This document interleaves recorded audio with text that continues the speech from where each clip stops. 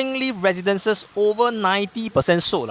Wow, okay. I would say that it's quite a bit of a shocker. Okay, shocker but not a shocker because due to the demand for low price new launches, I will not be surprised that there's a lot of people, they want to buy a new launch for investment, but they feel priced out of the 2,300, 2,400 PSF, which actually one of my clients did express that to me as well. A lot of them will actually feel priced out, and they will actually go for naturally the cheapest option because that's what they can buy. But for me, usually I have a few concerns which I have with the buyer. I actually advise. My thesis for Springleaf is that you must be able to hold long, and you must be someone which is able to handle high risk. Because if you're someone who is going for Springleaf, look at the map itself, there's nothing much there. No schools, it's only near MRT. So likely the people who want to buy there usually will be someone who is maybe okay to travel. They are someone who is looking for that extra. But the main thing is, right, when you are buying over there, there's 900 units over there. Most of them are for investment. If you are someone who is going to be exiting in 4 years time, now the SSD is 4 years, you are looking to sell at the end of 4 years. Based on my experience transacting 100 plus properties in 2024, I can tell you that from the ground, right, when upon TOP,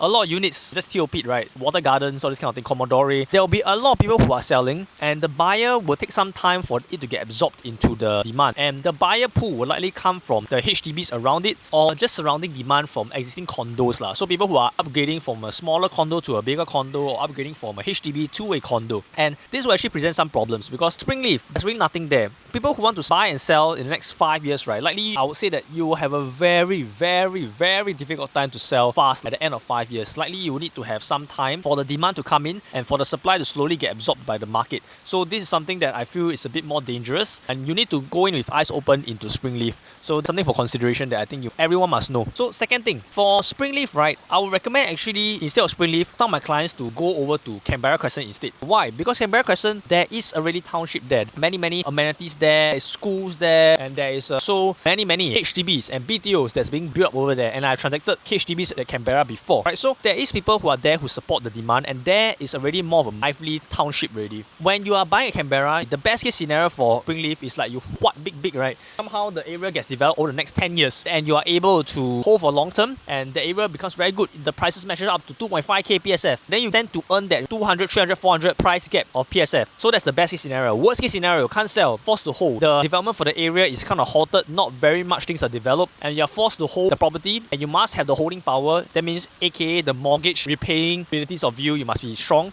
That means you must be comfortable in your job. You can hold, you can pay the mortgage for the next 10 years, no problem, and you have a high risk tolerance. Then I'll say go for it. But Canberra is for people who are less risk tolerant. They want something more chill, and Canberra, you're entering at 1,900 below 2,000 PSF. Also, you likely be able to match up to, in the next few years time, the competition around the Canberra area. Brownstone and Park Canberra and a few others, many of the condos there will likely cross the 10-year mark and become an older condo. So there would likely be demand for new condos like Canberra Crescent Residences. And the layout there, I like the layouts quite a bit as well. So my thesis for Canberra Crescent is likely you'll be able to see growth at Canberra. It's a higher chance, a higher bet that you'll be able to see growth in Canberra Crescent Residences, and more chance that you will not lose money, you'll be able to earn something there. Although the earning ability of Canberra Crescent, I won't say that you will hit those kind of jackpot kind of money, like 100 palms, you will hit like 1,000 plus PSF increase. But I would say that it's a much safer bet, people who are buying into Canberra Crescent. Point number 2, because of budget issue as well. If your budget is about there whereby you can decide to get a 3-bedroom at Springleaf or a 4-bedroom at Canberra Crescent,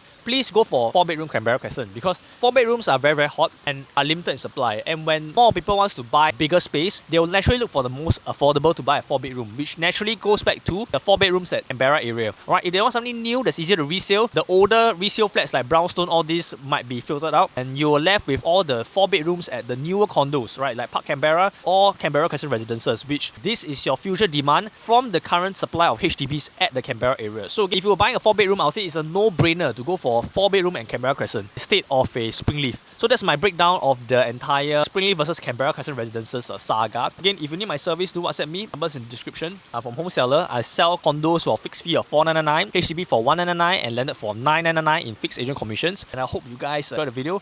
Im Tong Boon here, and see you again in my next video. Ciao.